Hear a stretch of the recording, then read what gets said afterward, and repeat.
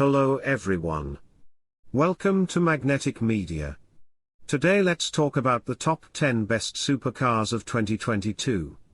But before that, if you like this video, please subscribe, like, share, and hit the notification bell to update you for my next video.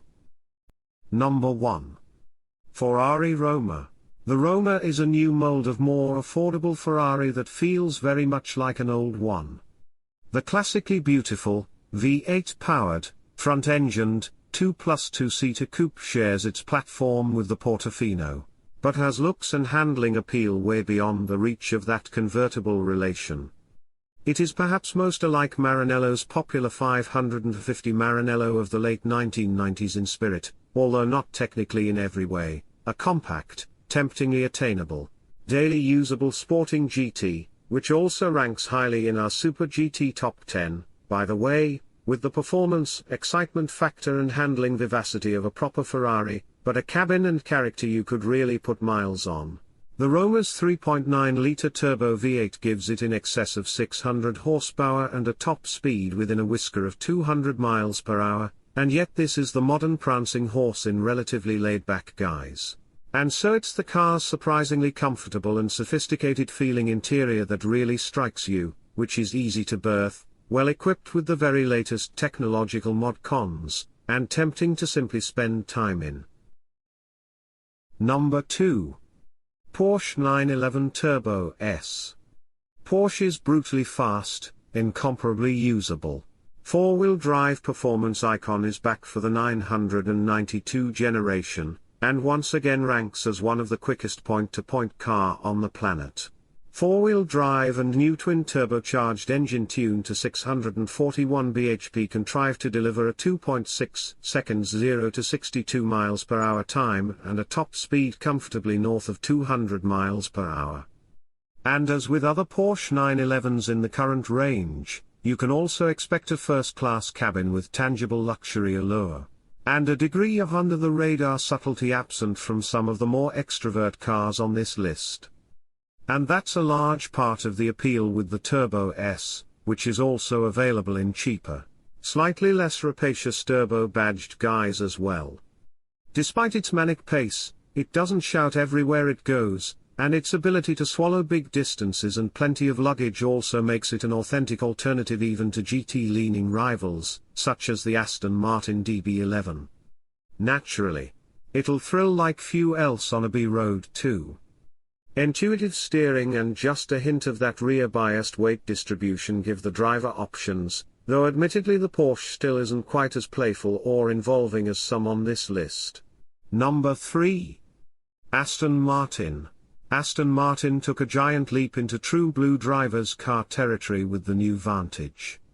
Never before had Gaydon departed so clearly from its traditional preference for fairly laid-back, long-legged, old-school front-engine GT sports cars than it did here.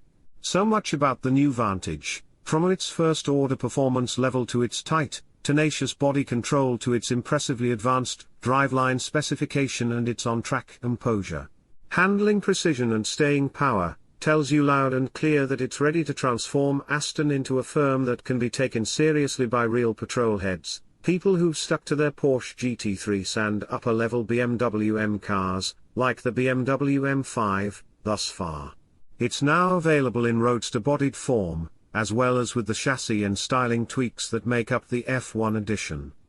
Never have you been able to drive a series production Aston as hard as this, or really contemplate using one like you might a track-ready 911. Partly perhaps as a result of all that newfound grip and purpose, the car doesn't quite overcome the limitations of its size and weight and involve like the greatest drivers' cars when driven on the road, but it certainly enriches everyday use as a super sports car should, and as only an Aston Martin could. Number 4. Aston Martin DB11 V8. The Aston Martin DB11 V8 is the bigger brother of the Vantage. The V8 is the entry-level version, and the one that most qualifies for the car for consideration as an out-and-out driver's car. And, by making the top half of this list, you can take it that it qualifies pretty well. It isn't the most refined car in its class. with tire roar and some rustling of air passing over the base of a pillar.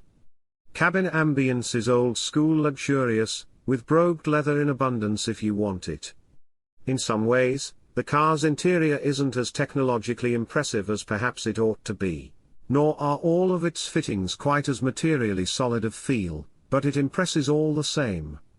If you're sitting in a DB11 V8, the AMG-sourced engine up front sets the tone for what this car can, dynamically speaking, do so well. It's so deeply intuitive to steer and wonderfully balanced in its handling manners. This is a hugely desirable product, one that ranks ahead of its V12 sibling in our book for driver appeal. Number 5. Honda NSX. Honda has managed to deploy world-first powertrain technology with a superb lightness of touch here. It has used unconventional means to refine and enhance, rather than reinvent, the conventional mid-engined driver's car. And it has produced a very rare breed of exotic as a result. One that doesn't shout about its potential or impose itself on your senses, but is instead a very mature and complete driver's car, and has multifaceted appeal whatever your prevailing speed and journey. Despite updates introduced in 2019, which, along with the bright orange paint job, included detailed chassis tweaks and recalibrations for the adaptive damping, steering and four-wheel drive, it could still be better equipped, nicer to travel in and a touch more luridly exciting at times. The car's weight and its tendency to run short on outright power at really big speeds make it less impressive on track than it might be, so that if Honda wants to release a Type R version anytime soon, NB, it almost certainly won't. It'll need to do plenty to make it really worthy of the billing. However, for its fusion of talents, the NSX deserves plenty of respect, and perhaps even a certain reverence. Among mid-engined options, arguably only the McLaren 570S, now discontinued but still widely available, offers a more rounded, versatile and compelling driving experience, but it does so with a far simpler powertrain. Number 6. Audi R8 V10. The Audi R8's technical relation to the company's motorsport efforts is clear. The car is a visceral, singular tribute to power and performance, noise and revs, grip and traction. It's hugely exciting to drive, although not quite as rounded, communicative or engaging as the very best super sports cars. When we first drove the latest R8, we felt it had lost some of the old car's character, trading it for a more digital form. However, with the introduction of the R8 RWD, which, unsurprisingly, drops its front-driven axle, a good helping of that character has been restored. This new series production model's steering may still lack some of the talkativity you'd get from the likes of the new 911 Turbo S, but there's an entertaining and approachable, if not totally immersive, super sports car beneath the aggressive exterior. The car can now be had in V10 Performance RWD 562 brake horsepower, and V10 Performance 612 brake horsepower forms, which can be combined with closed-roof coupe or open-top Spider bodies. Number 7. Mercedes-AMG GTR. With the space-frame underbody structure of a supercar, an engine from a muscle saloon, suspension tuned for maximum attack on the track, and yet the practicality and luxury feel of an elegant coupe or roadster, the GT is an even more bewildering addition to the sports car world than the Mercedes-Benz SLS was. Affalterbach introduced the more hardcore version of the car in 2017, as its ambitions to make inroads into the market of near-neighbor Porsche's GT car clientele grew. The first version upped power to 577 brake horsepower, which remains where it rests. The extra track-focused GTR Pro version that came along in 2019 brought some chassis and suspension tweaks and aerodynamic gains, but left the car's powertrain pretty much as it was. The GTR is something of a brute compared to rivals in this chart. The kind of car to beat a bump into submission rather than breathe over the top of it, and that can feel marvelously over-endowed for power with the electronic aids disengaged. It's fun mostly because it's so direct unreconstructed, but it certainly requires plenty of precision. Skill and commitment of its driver if you're going to drive it well. Number 8. Chevrolet Corvette C8. For its latest iteration, the Corvette has gone mid-engined. Yes. Quite a development, that, but not, as it turns out, something anyone should be having serious misgivings about. For around £75,000 in the UK, the C8 offers a 475 brake horsepower naturally aspirated V8, an interesting and dramatic cabin, and genuinely well-honed mid-engine dynamics. It's not as precise or feelsome as the now discontinued McLaren 570S and doesn't generate the same poise or accuracy as an Audi R8 or 911 Turbo, but there's meat on the bone here for people who love the engage with the process of driving, and a level of polish many won't be expecting. The truth is, if you don't like the way this car sounds and how heartfelt and genuine its character is, I'm not sure you can really claim to be a true car fan. And if you can't respect how much better a sports car the Corvette has now become, whether it's quite the kind of sports car you happen to like, or the break from the sporting norm it used to be, we'd say you're simply not giving it an even break. It's that simple. Number 9. Nissan GT-R Nismo. It may have been around for more than a decade now, but the Nissan GT-R remains one of the quickest, most capable super sports cars money can buy. The hardcore Nismo version builds on this. There's a more aggressive aero package that includes a sizable rear wing, an increase in torsional rigidity, as well as tweaked springs, dampers and anti-roll bars, for even greater levels of agility. Nissan says these modifications make the GT-R Nismo even more playful on the limit, which can only be a good thing. Its steering is impressively incisive and accurate, while the fact that it seems happier to send its power rearwards in order to bring its tail end into play serves to confirm Nissan's modifications have worked as intended. Of course, it's still devilishly quick in a straight line too.